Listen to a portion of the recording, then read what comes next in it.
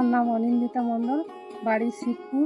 WHH-এর আর্থিক সহায়তা নরেন্দ্রপুর রামকৃষ্ণ আশ্রমের পরিচালনায় গ্রিন কলেজের বিভাগ থেকে ছাগল ও ভেড়া পালনের প্রশিক্ষণ পাই। গ্রিন কলেজের কর্মী ইন্দ্রজিৎ মাল আমার বাড়িতে আসে, ওই ট্রেনিংয়ের সম্বন্ধে কিছু বলে, তা শুনে আমি একটু আগ্রহ দেখাই, তাই ওই কয়লাঘাটা নাইস ক্লাবে এই ট্রেনিংটা নিই।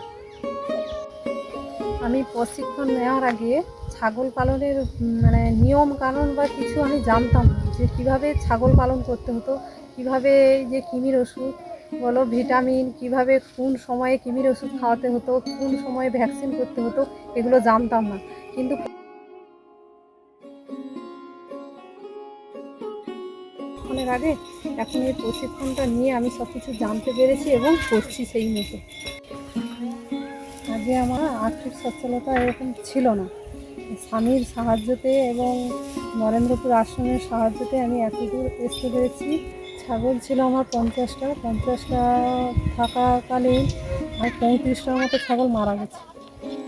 মারা যাওয়ার পর এই প্রশিক্ষণ নেওয়ার পর আমি টাইম মাফিক এই কৃমির ওষুধ, ভ্যাকসিন সব কিছু করার পর আমার এখন ছাগল দাঁড়িয়েছে 40 পিস।